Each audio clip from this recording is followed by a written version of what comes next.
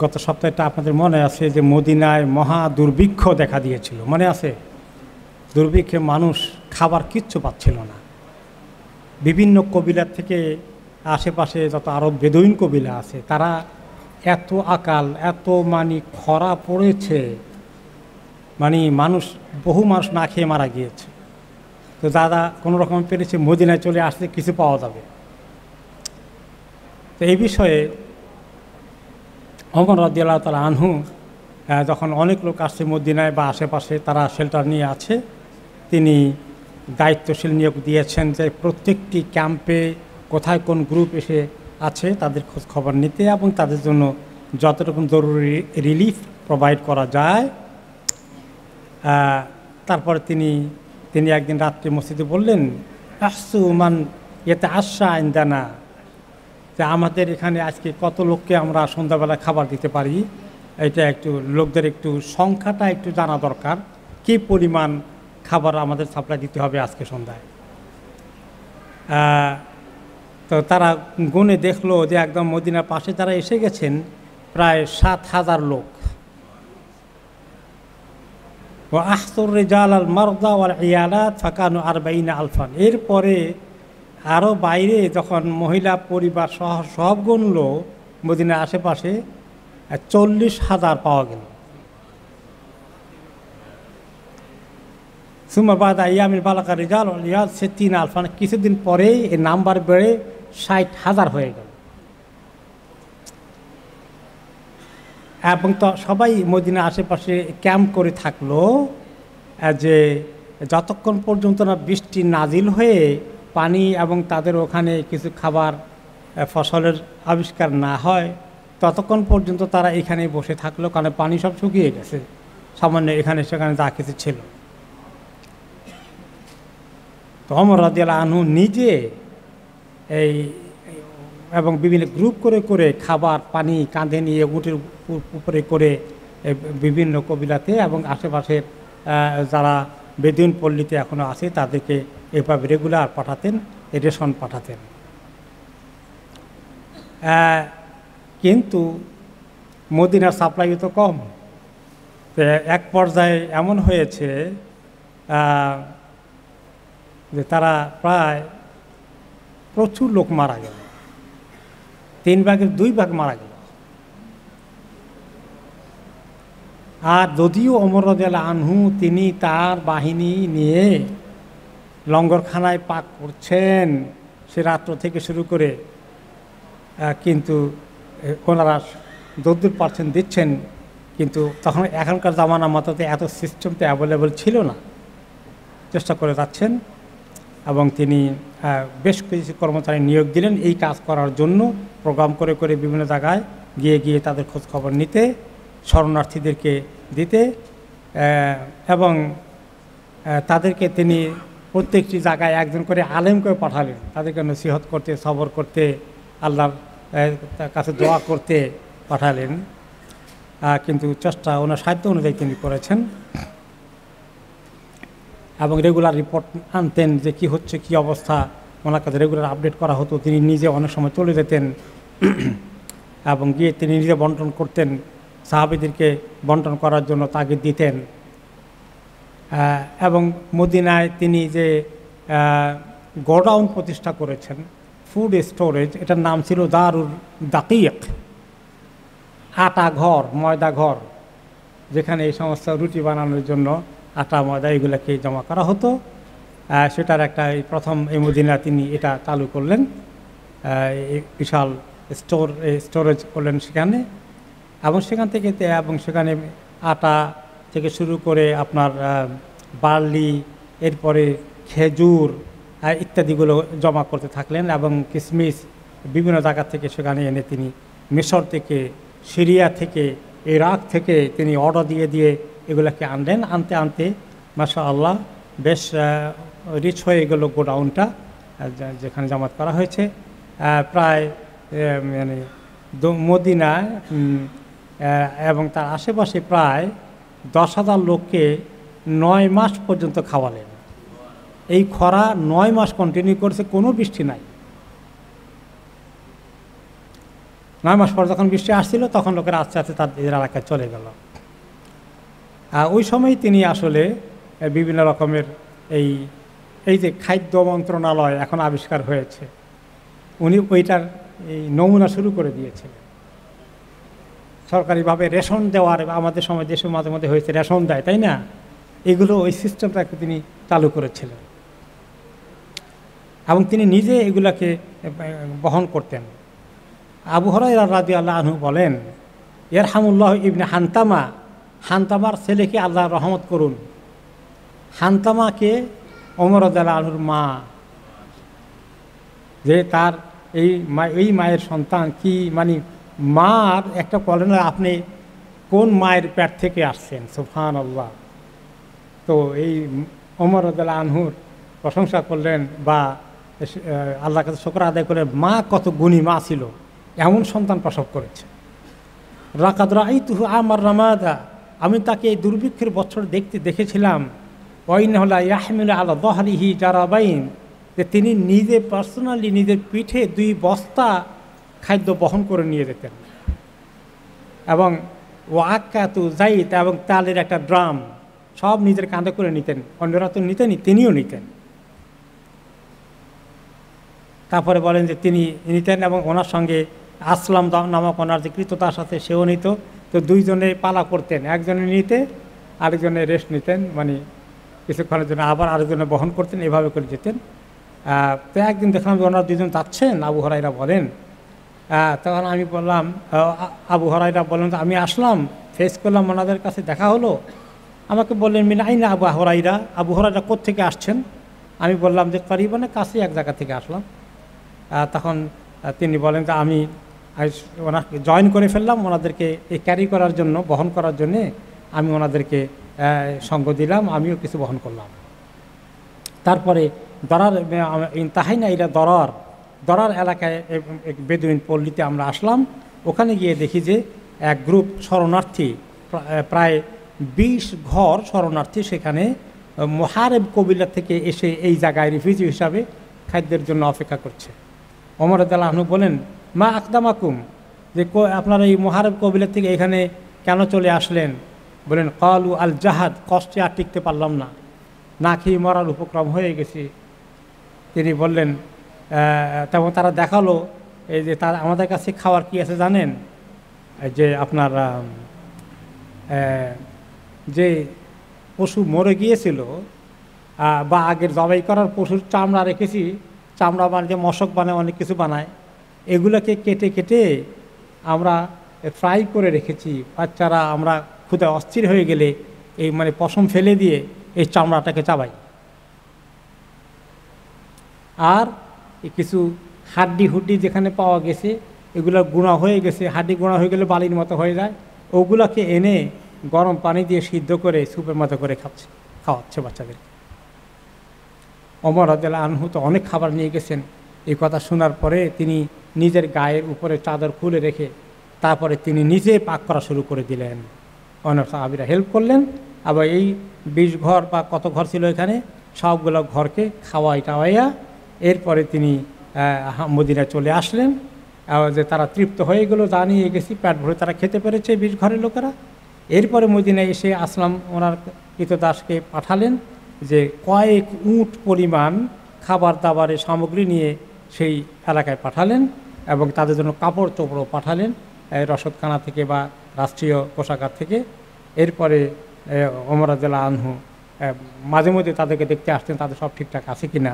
যতক্ষণ না পর্যন্ত আল্লাহ তাআলা এই দুর্ভিক্ষ দূর না করেছেন ততক্ষণ তিনি তাদেরকে দেখতে এসেছিলেন মাঝে মধ্যে, টাইম টু টাইম। ওমর রাদিয়াল্লাহু তাআলা আনহু এশা নামাজ পড়তেন, মসজিদে নববীতে পড়াতেন এবং তিনি সঙ্গে সঙ্গে ঘুমাতেন না। তিনি আল্লাহর কাছে নফল নামাজ পড়তেন, তাহাজ্জুদ পড়তেন।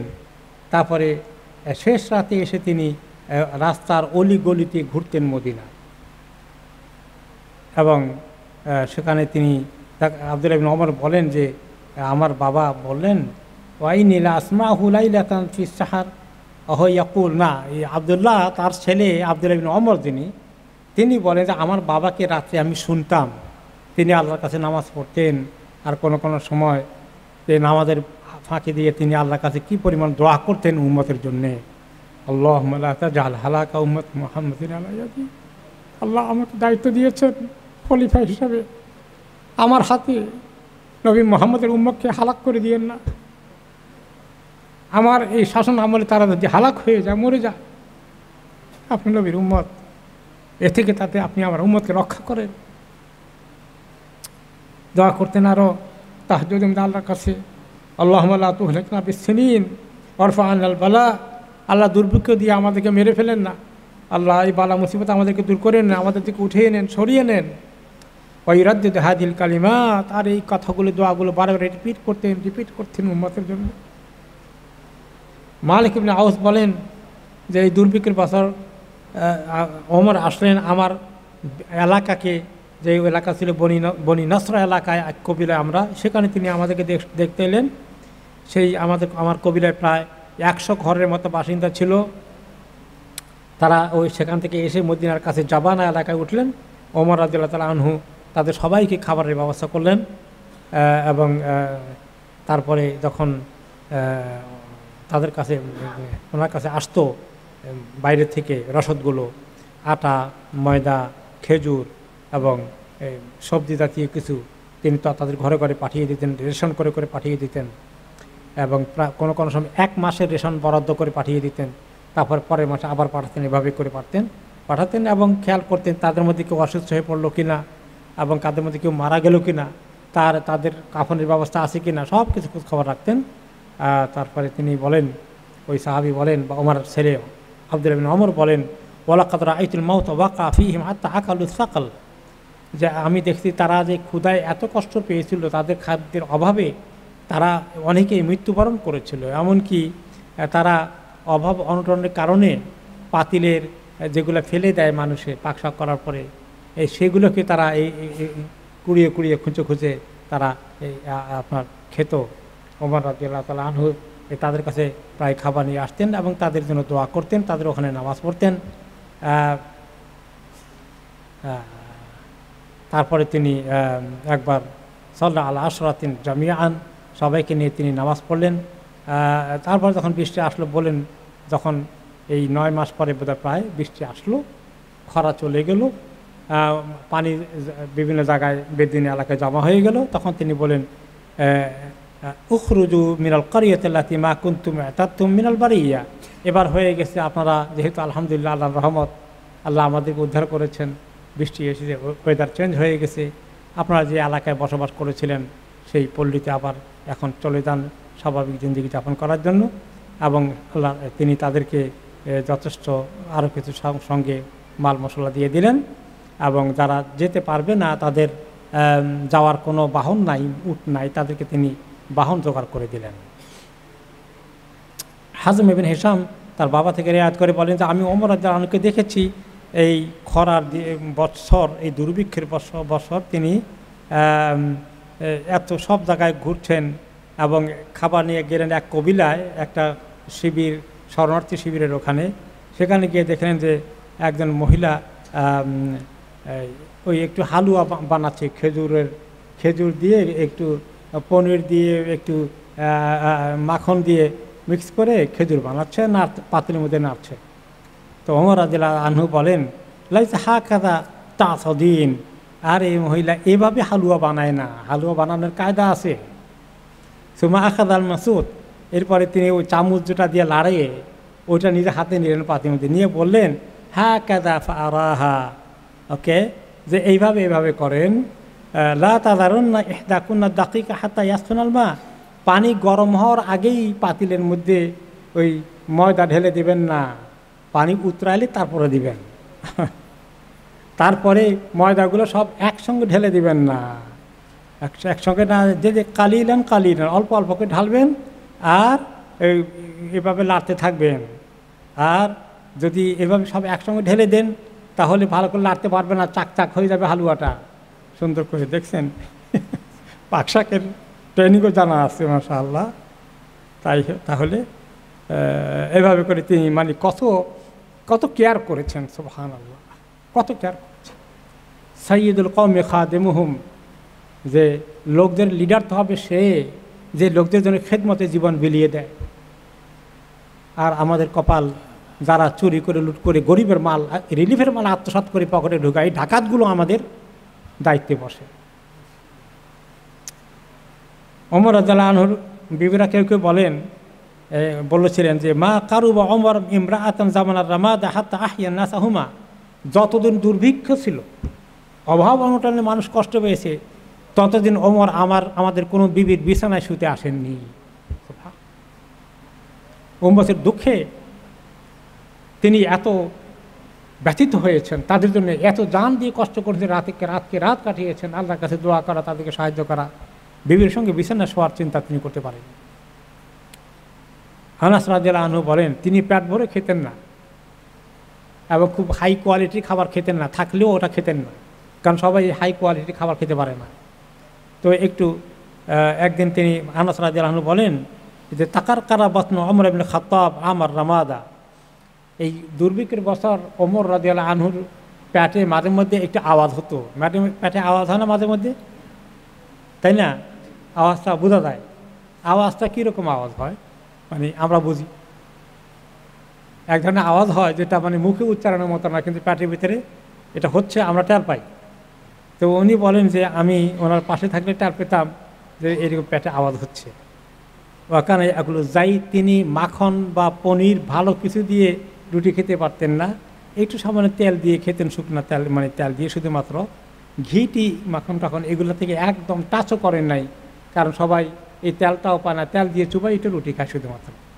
এরকম খেতে খেতে ওনার পেটের মধ্যে মানে এক ধরনের মানে হজম করতে, এগুলো একটু ড্রাই, তো হজম করতেও পেটের কষ্ট হচ্ছে, এই জন্য নয়েজ হয়। পেটের মধ্যে নয়েজ যখন হয় আমাদের খামাখা হয় নাকি, মেকানিজমের কিছু গণ্ডগোল চলতেছে, তাই তো খাবার হজম হতে হতে একটু বেকায়দা, তখন আওয়াজগুলো হয়। তো তিনি পেটের আওয়াজের যখন হচ্ছে তখন বললেন যে তাকার কার প্যাট, তুমি আওয়াজ, প্যাটে এমনি গুতা দিলেন যে আওয়াজ করো, যতই আওয়াজ করো না কেন, ইন্নাহু লাইসা লাকা ইনদানা গায়রাহু হাত্তা ইউহিয়ান নাস, তোমাকে এর চেয়ে উত্তম কোনো খাবার দেওয়া হবে না যতক্ষণ পর্যন্ত মানুষের সবার জীবনে স্বাভাবিকতা ফেরত না এসেছে। তুমি এখন তত আওয়াজ করতে পারো, করো। এরপরে তিনি কি করলেন যে মদিনা সাপ্লাই অনেক দরকার, কারণ মদিনা তো আরব দেশের, আরব উপদ্বীপে তো বেশি খাবার নাই, মরুভূমি বেশি, সিরিয়া, ইরাক, মিশর, এই সমস্ত দেশ উর্বর, অনেক শস্য ফসলের ক্ষেত আছে, সেখানে তিনি চিঠি লিখে পাঠালেন গভর্নরদেরকে। তিনি ওনার আমর ইবনে আস ছিলেন মিশরের গভর্নর, তাকে চিঠি পাঠালেন লিখে খাবার পাঠানোর জন্য। কী লিখলেন?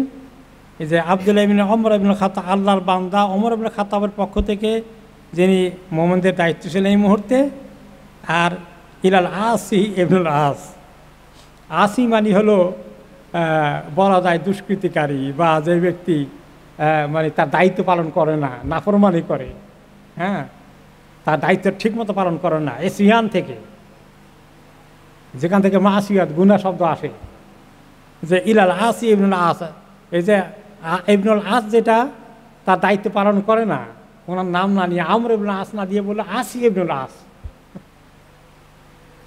সালামুন আলাইকা চিঠিতে লিখলেন, তোমার প্রতি সালাম। আম্মা বাদ, অতপর, আফা তারানি হালিকান অমান কেবালি, তুমি কি দেখো না আমি এবং আমার সঙ্গে এই এলাকায় মদিনার আশেপাশে কবিলাগুলোর মানুষ যে না খেয়ে মরতেছে, এটা কি তুমি দেখো না? ও তাইশ আনতা মন আমান, আর তুমি এই মিশরের এত নিয়ামতের মধ্যে ডুবে ডুবে এনজয় করো। অমান কেবালাক, আর তোমার ওখানে যারা আছে সবাই খুব খুশিতে এত সুখের জিন্দিগি যাপন করো, তোমাদের মানে একটু দয়া হয় না এই মদিনা এবং এই মক্কার আরব উপদ্বীপের লোকেরা যে না খেয়ে মরছে? হওয়া কাউসাহ হুয়া কাউসাহ, কোথায় গেলো যারা সাহায্য করতে সম্ভব, যারা সাহায্য করতে পারে, কোথায় গেলো তারা সব মরে গেছে। তার মানে তোমরা খাও এত মজায়, জলদি করে পাঠাও, বেশি করে এখানে যে লোকগুলো মরে যাচ্ছে তাদের জন্য পাঠাও, এই কথার ইঙ্গিত এখানে।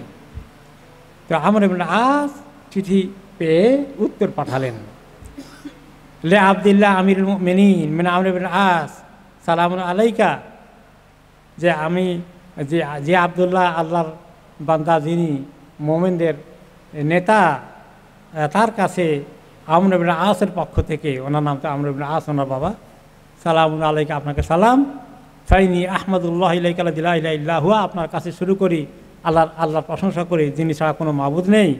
আম্মা বাদ, অতঃপর আতাকাল গাউস, আপনার কাছে ইনশাআল্লাহ আসতেছে বিশাল রিলিফের সমাহার। রাইফি, অল্প সময় অপেক্ষা করেন, আপনি পেয়ে যাবেন প্রচুর পরিমাণ রসদ আসতেছে।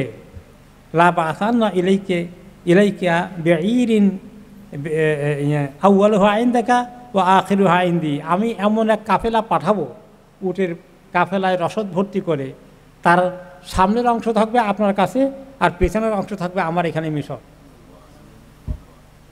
পাঠাচ্ছি আপনার কাছে।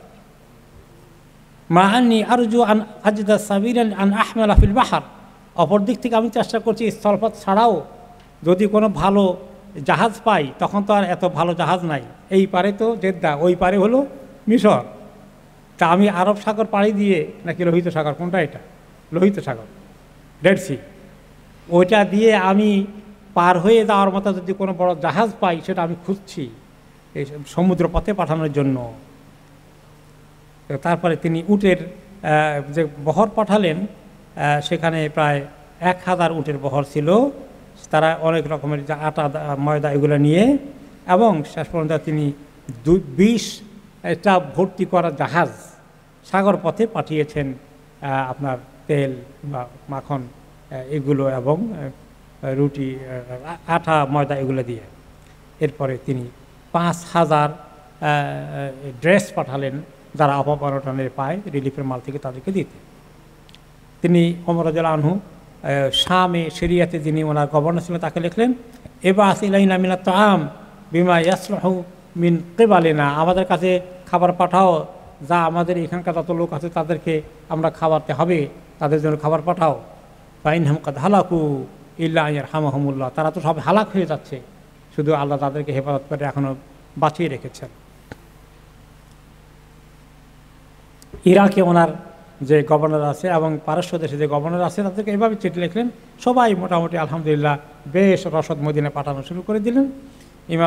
ইমাম তাবরী ওনার ইতিহাসে লিখেছেন, ইন্না আউয়ালু মান কাদিমা আলাইহি আবু উবাইদা ইবনুল জাররাহ ফি 4000 রাহিলা মিনাত তাআম, ইরাক এলাকা থেকে আবু উবাইদা ইবনুল জাররাহ রাদিয়াল্লাহু আনহু 4000 উটে করে খাবারের বহর নিয়ে আসলেন,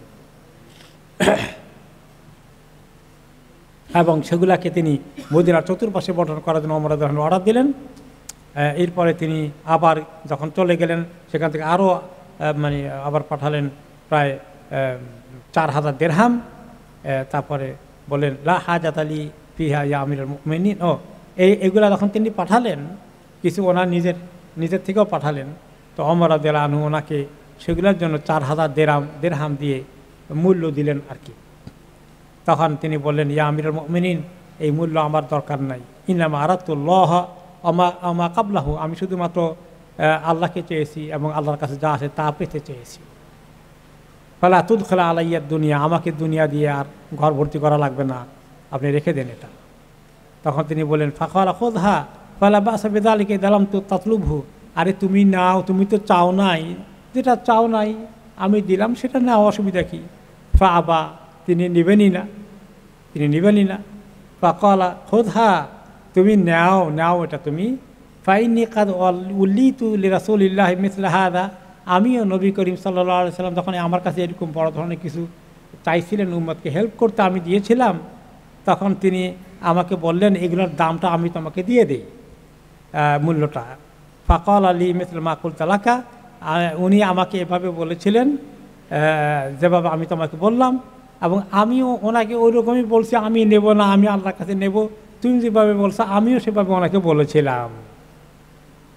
ফাআতানি, কিন্তু উনি আমাকে দিয়েছিলেন, পরে আমি আর ওনার এটা অবজ্ঞা করিনি, তুমিও আমার মতো এরকম করো, নাও।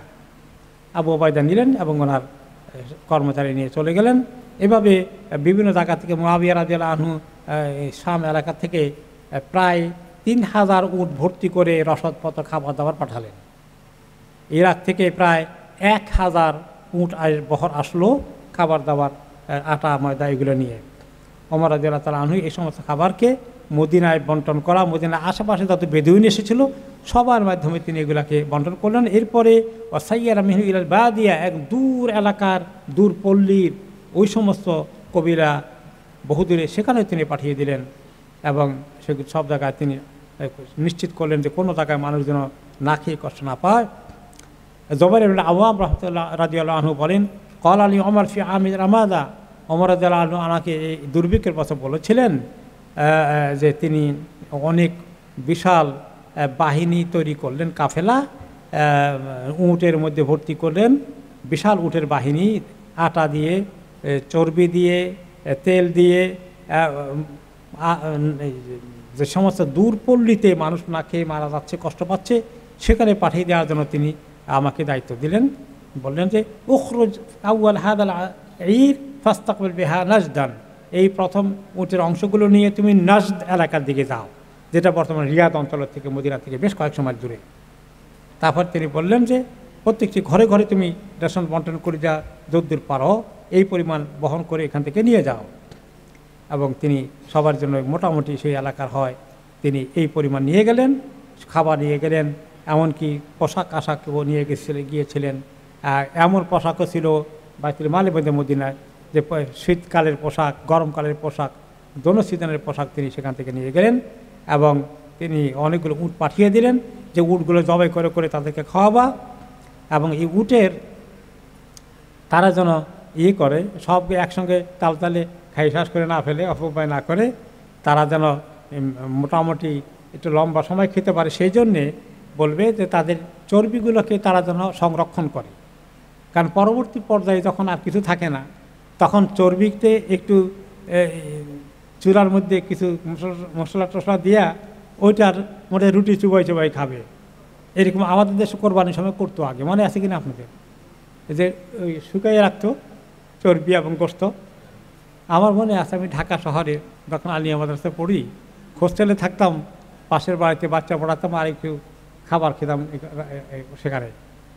তো খাবারের মধ্যে দেখি যে আলু আছে, ঝোল আছে, গোস্তের সাংঘাতিক সুগন্ধ আছে, যে গোস্তের কোনো টুকরা নাই। তাই আমি বললাম কী রে, এরা এমন বকিল নাকি, গোস্তগুলো ওরা খায় আবার শুধু আলু আর ঝোল দেয়। বললাম যে কী ব্যাপার, তোমাদের কি গোস্ত নাই? না, ওইগুলো ওই যে কোরবানির সময় শুকিয়ে রাখছিল চর্বি, ওগুলো দিয়ে আমু আলু পাকিয়েছেন। আমরা মনে আছে ছোটোকালে গোস্ত রশির মধ্যে লটকিয়েছি। আরবরা এটা খুব বেশি করতো, চর্বি রাখতে হবে প্রসেস করে। ফালিয়াহফাজু শাহমাউদে, তারা চর্বিগুলোকে যেন সংরক্ষণ করে। অলিউকাদ্দিদুল আহমাহু, এবং গোস্তগুলোকে যেন উট জবাই করে সব একসঙ্গে খেয়ে নষ্ট না করে, অপচয় না করে, গোস্ত যেন টুকরা টুকরা করে গোস্তের শুটকি বানিয়ে রাখে। আমরা ছোটোকালে কোরবানির সময় এগুলো করতে দেখেছিলাম। গোস্তের শুটকি বানিয়ে রাখতে বলবে। তারপরে পরবর্তী পর্যায়ে সেগুলোকে দিয়ে ওই চর্বি দিয়ে যখন তারা বানাবে, আপনার ওই ময়দা দিয়ে পাক করবে, বিরিয়ানির টেস্ট আসবে আর কি আমাদের। এইভাবে করে খাবে। দেখেন তাদের খাবারের কত ক্রাইসিস ছিল, সুবহানাল্লাহ। আর ওই সময় তো দুর্ভিক্ষের বছর। ওয়াইয়াকুলু হাত্তা ইয়াতিহুমুল্লাহু বিরিজকি, এভাবে তারা খাক সংরক্ষণ করে করে যতক্ষণ আল্লাহ তাআলা রিজিকের বৃষ্টি দিয়ে রিজিকের আবার ব্যবস্থা না করেন, ততক্ষণ পর্যন্ত এইভাবে তারা সংরক্ষণ করে করে খেতে থাকবে। এরপরে তিনি প্রতি মাসে মাসে পাঠাতেন, যে এক মাসের রেশন, তারপরে হিসাব করে মনে আছে লিখে রাখতেন, পরের মাসের আবার পাঠাতেন, পরের মাসের আবার পাঠাতেন, এভাবে মান্থলি তিনি পাঠাতেন বিভিন্ন জায়গায় যেখানে যেখানে খাবারের অভাব আছে। খাবার এবং কাপড় চোপড় এই জাতীয় জরুরি জিনিস। এইভাবে ওমর রাদিয়াল্লাহু তাআলা আনহু এবং ভালো ভালো কর্মচারী নিয়োগ দিয়েছেন, তারা এই সমস্ত কাজগুলো করতে সক্ষম, এবং এলাকায় গিয়ে রিলিফের মতো মাল পাক করার জন্যে, লঙ্গরখানা খোলার জন্যে যারা এক্সপার্ট আছে তাদেরকে তিনি হায়ার করেছেন। তারপরে সবাইকে ভাগ করে দেওয়ার জন্য ওমর রাদিয়াল্লাহু তাআলা আনহু এরপরে তিনি এলান করলেন, ইনলাম ইয়ারফাইল্লাহুল জাদবা ফাসা আজআলু মা আহলি কুল্লি বাইতিন মিসলাহুম, আমি যদি দেখি যে আল্লাহ তাআলা আরও দীর্ঘায়িত করছেন এই অভাব অনটন, তাহলে আমি কিন্তু প্রত্যেকটি ঘর, যাদের ঘরে খাবার আছে, তাদের ঘরে 3 জন থাকলে, 5 জন থাকলে, তাদেরকে আমি আরও বাকি 5 জনের লিস্ট অ্যাড করে দেব। 5 জনের খাবার পাকিয়েছ, 10 জনে মিলে ভাগ করে খাওয়া, বাকি 5 জনকে দেবো। তোমার 3 জনের বাকি আছে, তোমার ঘরে আরও 3 জন দেবো আমি, অভুক্ত লোক, তাদেরকে খাওয়াতে হবে। যদি আল্লাহ এই বলা মুসিবত দূর না করেন। অর্থাৎ সানুত অজেদ না আনুত এমাহুম, আর যদ্দূর পারি আমরা বাইতুল মাল থেকে তাদের খাবার দিতে থাকবো। ফাইন আওয়াজ না, আর যদি দেখি যে বাইতুল মালের রসদ ফুরিয়ে গেছে, জাল নামা আহলে করলে বাইতুল মিমান এই যদি মিমান লায়াজু, তাহলে শেষ পর্যন্ত কী করবো, যে তোমাদের পরিবারের সংখ্যা অনুযায়ী এরকম সংখ্যা তোমাদেরকে বাইরে থেকে পাঠাবো। ইলা আনি আতি আল্লাহ বিল হায়া, আল্লাহ জীবন বাঁচানোর বৃষ্টি দেওয়ার আগ পর্যন্ত এই কাজ আমরা ভাগ করে করে খাবো। এটার জন্য মানসিক প্রস্তুতি নিতে হবে তোমাদেরকে। অনেক রেওয়াতে আসছে লাউ ইমতাদাতিল মাজা লাউজিয়াত লাউজাতুকুল্লা জা'i আলা বাইতিন মিন বুয়ুতুল মুসলিমিন, আমি যদি দেখি যে এটা আরও দীর্ঘায়িত হচ্ছে, তাহলে প্রত্যেকটি অভুক্ত লোকের তালিকা আমার কাছে থাকবে এবং প্রত্যেকটি বাড়িতেই আমি এই অভুক্ত লোকদের তালিকা অনুযায়ী কিছু কিছু করে পাঠাবো, খাওয়াইতে হবে তাদেরকে। ফাইনান্না সালাহ হেলেকুন আলা আনসাফে উতুহিম, তাহলে তোমরা যারা নিজেদের 5 জনের জন্য পাকিয়েছ, তোমরা এটা মনে রাখবা যে 5 জনের খাবার যদি 10 জনে খায়, তাহলে তো আধা পেটে খাওয়া হলে, তাই না? তো আমি তোমাদেরকে নিশ্চিত করছি আধা পেটে খেলে কোনো লোক হারাক হবে না। পেটের অর্ধেক ভরতে পারলে তুমি বাঁচবা ঠিক মতো, কোনো অসুবিধা হবে না। এভাবে তিনি উম্মতকে কত হেল্প করলেন, সুবহানাল্লাহ। এরপরে তিনি নিজেই খাবার বন্টন করতেন, বিভিন্ন কবিরায় তিনি চলে যেতেন মাঝে মধ্যে, এবং সেখানে তিনি বিভিন্ন কমিটি নিয়োগ করে কোন কোন জায়গায় কোন কবিরা কোথায় কে যাবে এগুলোকে সবগুলোকে তিনি লিস্ট করতেন, খোঁজ খবর নিতেন। শুধু এক জায়গায় খালি রিলিফ দিলেন, আরেক জায়গার কোনো খবর না, এরকম না, সব জায়গার তিনি খোঁজ খবর নিয়েছেন। আর যখন আমরা আজ থেকে বিশাল ইয়েগুলো আসলো এবং সিরিয়া থেকে আসলো, সেগুলোকে তিনি পুরো জাজিরাতুল আরবের মধ্যে উত্তর দক্ষিণে পূর্ব পশ্চিমে যেখানে যেখানে আছে সব জায়গা তিনি পাঠালেন। আর সেখানে গণহারে ইনহেরুন আল জুজুর, বিশাল বিশাল লঙ্গরখানা খুলে খুলে উট জবাই করা হচ্ছে, এবং সেখানে আটা সাপ্লাই দিয়ে রুটি বানাতে তো সময় লাগে। উটের গোশতের মধ্যে ময়দা ঢেলে দিতেন বিড়াল ডেকচির মধ্যে, আর সেটাই খেয়ে নিতেন। অভাবের মধ্যে এই খাওয়া কি কম মজা লাগে নাকি? সেটাও তাদের জন্য বিরাট নেয়ামত, বিরাট ইচ্ছে করতে হবে। ওয়াকসুনাল আবা, এবং তাদেরকে তিনি সেখানে মাঝে মধ্যে কাপড় চোপড় দিতেন বিভিন্ন জায়গায়। বাসাল ফারুক রাজন বিত্তামিল্লাদি আরসাল আমর ইবনে আস ফিল মিসর ফিল বাহর ফাহামালা ইলা আহলি তিহামা ইউতঈমুনা, এমনকি তিহামা দুর্গম পার্বত্য এলাকায়, বর্তমান সৌদি আরবের দক্ষিণ পূর্ব এলাকায়, সেখানে তিনি পাঠিয়েছিলেন খাবার, যাতে সেখানে পাহাড়ের ওই আশেপাশে লোকগুলো না খেয়ে মরতে হয়। এরপরে টাইম কত আছে সারা জানেন? আচ্ছা, এরপরে তিনি এবার শুধু এইগুলো ব্যবস্থা তো করেন, এছাড়াও তিনি কি করলেন, তিনি ইস্তেসকা নামাজের ব্যবস্থা করলেন, আল্লাহ কাছে বৃষ্টির জন্য দোয়া করতে। এ বিষয়ে বলেন যে সালাম ইবনে ইয়াসার রাদিয়াল্লাহু আনহু বলেন, খাতাবা ওমর আন-নাস ফি জামালি রামাদা, তিনি এই দুর্ভিক্ষের বছর খুতবা দিলেন এবং এই বৃষ্টির ইস্তেসকা নামাজ পড়েন। সেখানে খুতবার মধ্যে বললেন, ইত্তাকুল্লাহ ফি আনফুসিকুম, খবরদার নিজেদের জীবনে আল্লাহকে ভয় করো, অফিমা গাবা আনিন নাস মিন আমরিকুম, আর মানুষের যে বিষয়গুলো কি অবস্থায় আছে তাদের ব্যাপারে আল্লাহকে ভয় করো। যে এবং ফাকাদ ইবতুলিতু বিকুম ওয়াবতুলিতুম বি, এই যে দুর্ভিক্ষ এসেছে, এই দুর্ভিক্ষ কারণে আমি তোমাদের বলায় পড়ে গেছি, তোমরা আমাকে নিয়ে বলা মুসিবতে পড়ে গেলা, মানে আমার কারণে বলা হলো, আর তোমাদের এইগুলো নিয়ে আমি এখন বিরাট মুসিবতে আছি, কেমনে আমি হেল্প করবো। ফামা আদরি আস-সাখতা আলা দুনাকুম আও আলাইকুম দুনি, আমি বুঝতে পারতেছি না যে বিপদ কি, মানে তোমাদের গুনাহ ছাড়া আমার গুনাহ কারণে আল্লাহ নাখোশ হলেন, নাকি তোমাদের গুনাহ কারণে আল্লাহ আমার ঘরে নাখোশ হলেন, কোনটা কারণে জানি না। অকাত আম্মাতনি ও আম্মাতকুম, এখন তো এই বালা মুসিবত তোমাকে আমাকে আমাদেরকে সবাইকে গ্রাস করে ফেলেছে বালা মুসিবত।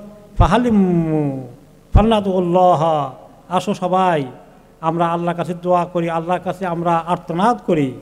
ইসলাহু কুলুবানা ওয়া ইয়ারহামানা, আল্লাহ আমাদের অন্তরগুলোকে ইসলাহ করে দেন, আমাদের প্রতি রহমত নাজিল করেন। ওয়াইরফা আনাল মাহাল, আর এই মুসিবত থেকে আল্লাহ আমাদেরকে উদ্ধার করেন। ফারিয়া ওমর ইয়াউমা ইদিন রাফিয়ান আলাইহি ইয়াদুল্লাহ, তিনি ওমর রাদিয়াল্লাহু আনহু হাত উঁচু করে আল্লাহর কাছে করুণভাবে দোয়া করছেন। ওয়াদা আন্নাস, সব মানুষও দোয়া করছে, ওবাকা ওবাকা নাস মালিয়ান, এবং তিনি, ওইটা ছিল জুমার খুতবায়, তিনি নিজে দোয়া করলেন, নিজে কাঁদলেন, আর সমস্ত মুসল্লিরা কাঁদলেন অথবা মিম্বর থেকে নামলেন। এই জুমার মধ্যে এমন খুতবা তিনি করেছিলেন। আসলাম বলেন যে আমি ওমরকে বলতে শুনলাম, আইয়ুহান্নাস ইন্নী আকশা আন তাকুনা সাখতাতুন আম্মাতনা জামিয়ান, আমার আশঙ্কা যে আল্লাহ আমাদের সবার উপরে রাগ গোসা করে ফেলেছেন, তার ক্রোধ আমাদের উপর নাজিল হয়ে গেছে। ফাতিবু রাব্বাকুম, তোমাদের রবের কাছে তওবা করো, নিজের সবাই অনুশোচনা করো তোমার রবের কাছে। ওয়ানজাউ, গুনাহ খাতা থেকে সরে আসো। ওয়াতুবু ইলা রাব্বিকুম ওয়া আহদিসু খাইরান, তোমাদের রবের কাছে করুণভাবে আল্লাহর কাছে কান্নাকাটি করে তোমরা তওবা করো এবং ভালো কাজ, কিছু ভালো কাজ, নেক কাজ বাড়াও, নেক কাজ বাড়াও। এভাবে তিনি খুতবায় বলেছিলেন। আব্দুল্লাহ সাহেদা বলেন, ওমরকে দেখলাম তিনি মাগরিব পড়ালেন এবং মাগরিব পড়ায় বললেন যে নামাজের ইমামতি করে বললেন, ইস্তাগফিরু আইয়ুহান্নাস ইস্তাগফিরু রাব্বাকুম সুম্মা তুবু ইলাইহি, হে লোকেরা আল্লাহর কাছে গুনাহ মাফ চাও, তার কাছে করুণভাবে তওবা করো, দারুণভাবে তওবা করো। ওয়াসালুহু মিন ফাদলিহি, আল্লাহর ফজল, আল্লাহর রহমত, আল্লাহর দয়া মায়া যেন দরখাস্ত দাও। ওয়াস্তাসকু সুকিয়া রহমাতিন, আল্লাহ তাআলার রহমতের এই পানি তার কাছে তোমরা আর্তনাদ করে বলো, আল্লাহর কাছে দরখাস্ত দিতে থাকো। লা সুকিয়া আযাব, আল্লাহ যেন আমাদের আযাবের পানীয় দান না করেন, আল্লাহ যেন আমাদেরকে মানে রহমতের পানীয় দান করেন। এভাবে তিনি ওই ইস্তিসকা নামাজের দোয়া করেছিলেন। ফালাম ইয়াজাল কাযালিকা হাত্তা ফারাদাল্লাহু যালিকা, এবং তিনি এভাবে দোয়া করতে করতে করতে এক পর্যায়ে আল্লাহ তাআলা বৃষ্টি দিয়ে ফেললেন। ওমর রাদিয়াল্লাহু তাআলা আনহু ইস্তিসকার জন্য আরেক জায়গা যখন গেলেন, মিম্বারে গেলেন এবং সেখানে গিয়ে তিনি বললেন এই আয়াত, ফাকুলতু ইস্তাগফিরু রাব্বাকুম ইন্নাহু কানা গাফফারা ইরসিলিস সামা আলাইকুম মিদরারা। তিনি সূরা নূহের 10-11 নম্বর আয়াতে পড়ে আল্লাহর কাছে লোকদেরকে স্মরণ করিয়ে দিলেন যে নূহ আলাইহিস সালাম বলেছিলেন আল্লাহকে, মানুষকে, তার জামানার লোকদেরকে যখন দাওয়াত দিচ্ছিলেন নূহ আলাইহিস সালাম, ইস্তাগফিরু রাব্বাকুম, আল্লাহর কাছে গুনাহ মাফ চাও, ইন্নাহু কানা গাফফারা, তিনি অনেক বেশি ক্ষমাশীল, ইরসিলিস সামা আলাইকুম মিদরারা, বেশি করে গুনাহ মাফ চাইলে আল্লাহ তাআলা তোমাদের জন্য আকাশ থেকে বৃষ্টি বর্ষণ করবেন। এই যে কথা সূরা নূহতে আছে এবং বৃষ্টি বর্ষণ করেছিল তখন, সেই জন্য তিনি বলেন যে তোমরা এই দোয়াটা, এই আয়াতগুলো পড়বে, আল্লাহর কাছে দোয়া করো। এখানে দলিল আছে ইস্তেগফার করলে আল্লাহ বৃষ্টি দেবেন। এবং আমি বলেছিলাম অনেক সময় যে হাসান বসরি রহমতুল্লাহ আলাইহির কাছে কেউ যদি আসতো অভাব অনটন নিয়ে, কেউ যদি আসতো অসুস্থতা নিয়ে, কেউ যদি আসতো স্বামী স্ত্রীর সমস্যা নিয়ে, কেউ যদি আসতো বাচ্চা কাচ্চা হয় না সেগুলো নিয়ে, কেউ যদি আসতো বিয়ে শাদী হয় না সেটা নিয়ে, তো বলতেন সবাই বলতে ইস্তেগফার করো, বেশি করে ইস্তেগফার করো, বেশি করে ইস্তেগফার করো। তো ওনার এক শাগরিদ বলে, হুজুর কত দোয়া না আছে, খালি একটাই কোন ইস্তেগফার, আর কোনো দোয়া নেই। গাড়ি বাটা আমি কি নিজের থেকে বানাইছি নাকি? কোরআনে পাকে আল্লাহ তাআলা বলেছেন, নূহ আলাইহিস সালামকে বলেছেন যে তোমরা ইস্তেগফার করলে আল্লাহ আকাশ থেকে বৃষ্টি বর্ষণ করবেন, রিজিক দিবেন, ফসল বাড়িয়ে দেবেন, তোমাদের সন্তান সন্ততি জোগাড় করে দিবেন। সন্তান সন্ততি কেমনি হবে? বিয়া হইলে তো সন্তান সন্ততি হবে। তার মানে এই আয়াতের মধ্যে সমস্ত কিছুর নাজিল হওয়ার সুসংবাদ রয়েছে। তো এভাবেই এই জন্য লোকদেরকে ইস্তেগফার করতে বলি। ইস্তেগফার হলো সবচেয়ে বড় দোয়া, যদিও এটার অর্থ তওবা, কিন্তু এর মাধ্যমে আল্লাহর কাছ থেকে পাওয়ার রাস্তা খুলে যায়। ওমর রাদিয়াল্লাহু আনহু তাই করলেন। এরপরে ওমর রাদিয়াল্লাহু আনহু যখন ইস্তেসকা আনলেন, সবাইকে নিয়ে বের হলেন, বলেন যে অমুক দিন আমরা বিশাল ইস্তেসকা করব, সালাতুল ইস্তেসকা, বৃষ্টির নামাজ পড়ব। সবাই যেন আসে, আল্লাহর কাছে যেন একদম মন খুলে দোয়া করে, এই বিপদ আল্লাহ যেন উঠাই নিয়ে যায়। এরপরে সবাই আসলো সেদিন। তিনি ওমর রাদিয়াল্লাহু আনহু সেই দিন কী করলেন, নবী করিম সাল্লাল্লাহু আলাইহি ওয়াসাল্লামের গায়ে একটা বোরদা ছিল, মানে একটা গাউনের মতো, আমরা যে জুমার দিনে মাঝে মধ্যে পড়ি, এইরকম কাছাকাছি একটা জিনিস ছিল। নবী করিম সাল্লাল্লাহু আলাইহি সাল্লামের ওইটা পরে তিনি ইস্তেসকা পড়াইতে আসেন, ওটা গায়ে দিয়ে আসেন। এসে লোকদেরকে অনেক খুতবা দিলেন, আল্লাহর কাছে করুণভাবে দোয়া করলেন, এবং মহিলাদেরকেও পাশে এসেছিলেন, তারাও আল্লাহর কাছে কাঁদতে থাকলো, সব মানুষ কাঁদতে থাকলো। যখন ওনার মানে চলে যাওয়ার আগে তিনি তার রাফা ইয়াদাইহি মাদ্দান ওয়া হাওয়ালা রিদাআহু, তিনি তখন আল্লাহর কাছে হাত তুললেন এবং উল্টা করে এই রেদাটাকে গায়ে দিলেন। এটা হলো ইস্তিসকার সুন্নাত। নবী করিম সাল্লাল্লাহু আলাইহি ওয়াসাল্লাম এটা করেছিলেন, যে ওভারকোটের মতো বা এটা কি বলে গাউনের মতো, এটা পরে যে ইস্তিসকা নামাজের মধ্যে খুতবার মধ্যে দোয়ার আগে এটাকে উল্টাই দিতে হয়, এটা একটা সুন্নত। উল্টাই দিয়া নিজেকে আল্লাহর কাছে মানে কী বলে বিনয়ী করার জন্য এই কাজটা তিনি করেছিলেন। ওই সুন্নত তিনি আমল করলেন, এত কান্নাকাটি করলেন যে ওনার দাঁড়ি ভিজে গেল চোখের পানিটা। আর এরপরে সহিহ বুখারীতে আসছে যে ওমর রাদিয়াল্লাহু তাআলা আরেকবার যখন তিনি ইস্তেসকা করলেন, কয় মিনিট আছে? হ্যাঁ, ইনশাআল্লাহ আমরা এই সুন্দর কথাটা শেষ করে দিই। সেখানে তিনি নবী করিম সাল্লাল্লাহু আলাইহি সাল্লামের চাচা আব্বাস রাদিয়াল্লাহু আনহুকে ডেকে নিয়ে আসলেন, যা আপনাকে দিয়ে দোয়া করো। তখন তিনি বললেন খুতবা শেষে যে আব্বাস আপনি দোয়া করেন, এবং বললেন যে আল্লাহ আপনার নবী থাকলে তো ওনাকে বলতাম যে আমাদের জন্য দোয়া করেন। নবী নাই, তো নবীর আত্মীয় পেয়েছি আল্লাহ, নবীর প্রিয় চাচাকে পেয়েছি, তাকে দাঁড় করিয়েছে আল্লাহ, তার উসিলে আমাদেরকে বৃষ্টি দেন। এরপর তিনি আব্বাসকে ধরে আনি বললেন আপনি এদিকে আসেন, যে আপনাকে সামনে রেখে আল্লাহকে বলবো যে আল্লাহ নবীর প্রিয় চাচা আছে আমাদের কাছে। তো এইভাবে তিনি দোয়া করতে বললেন যে আব্বাস রাদিয়াল্লাহু তাআলা আনহু, ওমর রাদিয়াল্লাহু তাআলা আনহু অনেক দোয়া করলেন ওনাকে দেওয়ার আগে, অনেক নসিহত করলেন।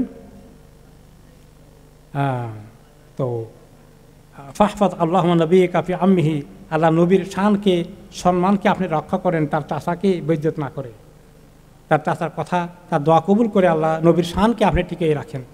আব্বাস রাদিয়াল্লাহু তাআলা আনহু দোয়া শুরু করে দিলেন, ওনার চোখে দিয়ে পানি পড়তেছে।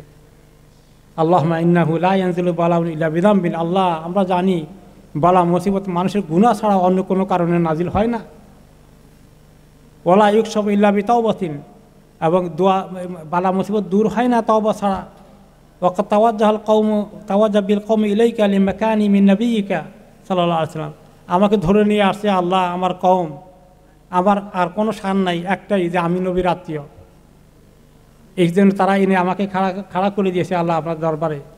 ওয়াহাদি আইদিনা মাবসুতা ইলাইকা বিদ্দুনুব, আল্লাহ আমাদের গুনায় ভর্তি এই হাতগুলো আপনার কাছে তুললাম।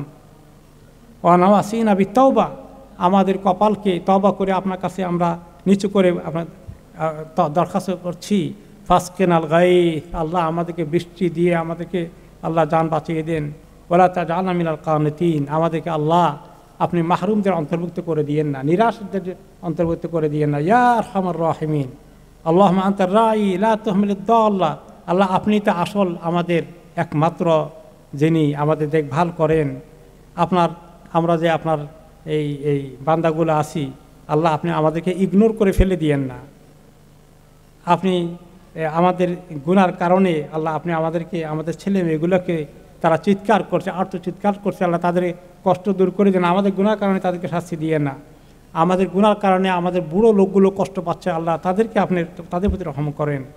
আল্লাহ এত দোয়া, এত হাত আপনার কাছে উঠছে যে আল্লাহ আপনি গোপন প্রকাশে সব জানেন। আল্লাহ আপনি তাদেরকে বৃষ্টি দিয়ে ধন্য করে দেন, তারা যেন নিরাশ না হয়ে যায় এবং নিরাশে হালাক যেন না হয়ে যায়। আপনার রহমত থেকে কাফের লোকেরা ছাড়া আর কেউ নিরাশ হয় না। তখন ওনার দোয়া করতে করতে করতে করতে এই সময় দেখা গেল হঠাৎ করে মেঘের লম্বা একটা টুকরা মাথার উপরে দেখা যায়। ফাকাল নাস, তারাও লোকরা বলে দেখো দেখো দেখো। সুমাল তামাত, তখন এই মেঘের টুকরা গভীর হয়ে গেল, ভারী হয়ে আসলো, একটু কালো হয়ে আসলো, এবং সেখানে হঠাৎ করে তুফানের মতো বাতাস যেটা হয় বাতাস শুরু হয়ে গেল। এরপরে বাতাস থেমে গেল, ওদারাত, এবং ঝরঝর করে বৃষ্টি নেমে গেল।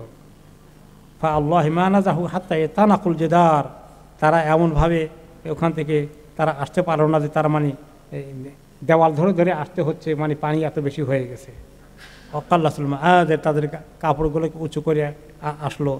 ফাতাকাবে নাস ইয়াকুনা বিয়াকুলুনা, সবাই এসে ইবনে আব্বাস রাদিয়াল্লাহু আনহু চাচাকে দেখা করবে। হানিয়ান লেখা ইয়া সাকিয়াল হারামাইন, হে হারামাইন মক্কা মদিনার পানির মাধ্যম, আপনার জন্য আপনাকে মোবারকবাদ।